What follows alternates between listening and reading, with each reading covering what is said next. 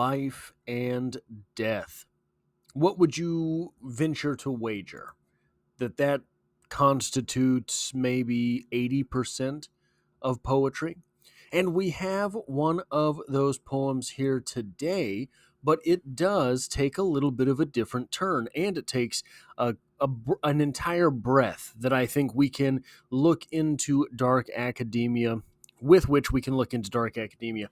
Welcome to Strip Cover Lit, where we squeeze the bigger picture out of literature. I'm Adrian Ford, and we are here for another poetry discussion, which will appear in two different playlists here on the channel. Number one being the poetry discussion playlist, now over 800 videos strong.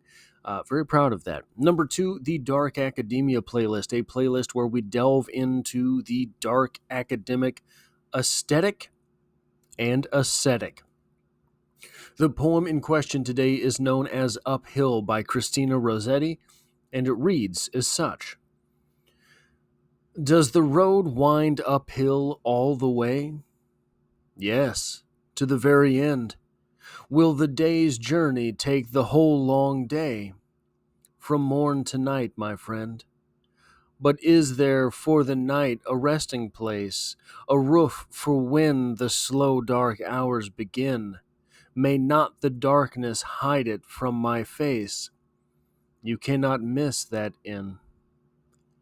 Shall I meet other wayfarers at night, those who have gone before?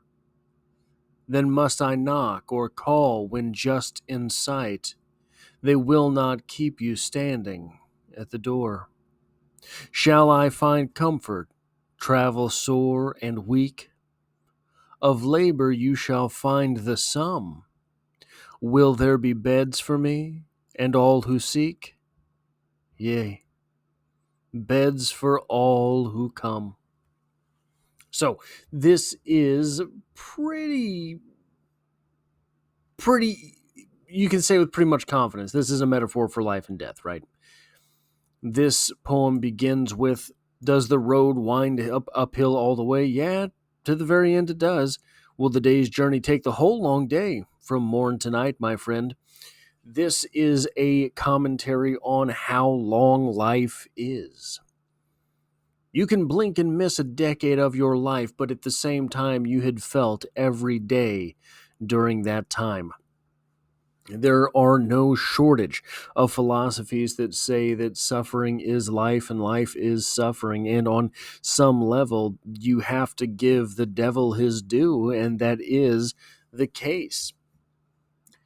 But is there for the night a resting place, a roof for when the slow dark hours begin?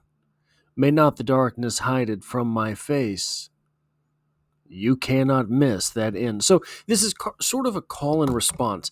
Let's see. This voice here and this voice here, these are the same voice, right? So this is a question and an answer, a question and an answer. But is there a roof for? Is there for a night a resting place? Well, there's a roof for when the slow dark hours begin. It's another answer. May not the darkness hide it from my face? You cannot miss that inn. That's another answer. Shall I meet other wayfarers at night? Well, those who have gone before. Then must I knock or call when just in sight? They are not going to keep you waiting. You do not have to worry about that. Once you are gone, you are in the express lane. Shall I find comfort, travel sore and weak? Well, all the comfort you'll have is the sum of your labors, if that's what you mean. Will there be beds for me and all who seek? Yea, beds for all who come.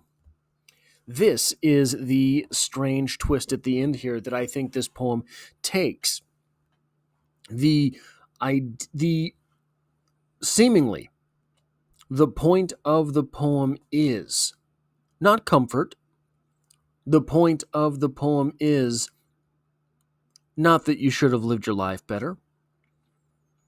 The point of the poem is not like we would see in Emily Dickinson, where someone has woken up and realized that they're dead, right? None of those things. The point here seems to be, if we're taking the very last line as the most poignant point, everybody's dying. Everybody's dying. I think I think that what that does is it causes a different reflection through the poem. I think that what that does is it puts an emphasis on not life, but perhaps the precarious nature thereof. I think that what it does is it says, instead of, hey, take this stuff seriously, that line there says, you don't have to take it too seriously. Everybody has the same test at the end. You don't have to take it too seriously, because then you just waste it all. Now, the way that I want to reel this into the sort of dark academic area, ascetic and aesthetic, has to do with this. What do we have here? We have 1, 2, 3, 4 stanzas, pretty standard. Here we're at, oh, nope, I'm one stanza too short here. Story of my life.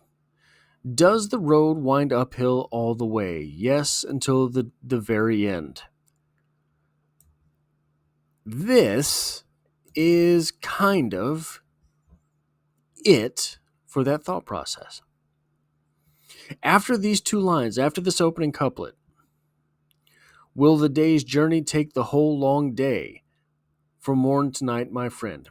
This here, we're already talking about the night. We're already talking about the moments after the day has gone. But is there a resting place? Okay, well, yeah, this stanza is about the night. Okay. Shall I meet other wayfarers at night? And you're going to arrive after dark, so will they keep me? They will not keep you out there. That's it for the sun. This is sort of ambiguous, right? It is sort of after the fact of day or night. You have an opening couplet for the light. Everything else is the dark. Dark academia is a recession into darkness. It is a self-made choice most of the time. There are times, I think, when something like dark academia is hoist upon someone. But it is a choice. Unlike death. Unlike the idea that is shared at the end of this poem that everybody is going to die. You know that, right? Not everyone embarks on dark academia or a philosophy like that, right? But here's the thing. If we are to take something like dark academia, if we are to take something like becoming a Stoic, if we are to take something like becoming a nihilist, if we are to take something like becoming an existentialist, as a death and rebirth, right? Or for that matter, I mean, becoming a Christian, becoming a Muslim, becoming Jewish, whatever it is, you, in a way, are dying.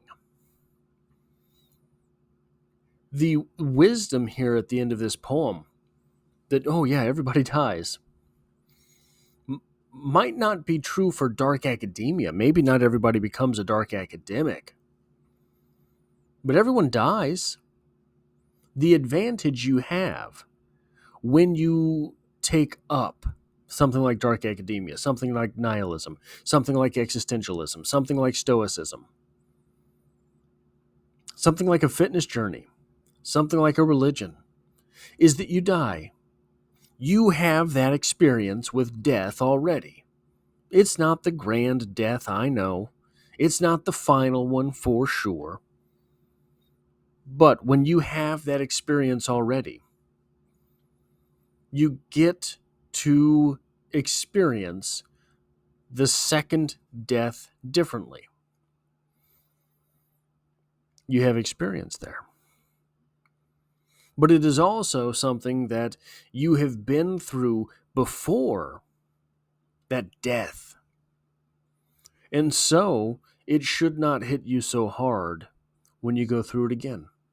That is all I have for this poetry discussion. If you like or appreciate what it is that I do here, hitting a like button really does help me out, as it tells YouTube to share this video with other literature lovers. If you find yourself here by chance but not design, literature is the only thing I talk about on this channel. There's poetry every Monday, and as always, I hope to have you back for the next one.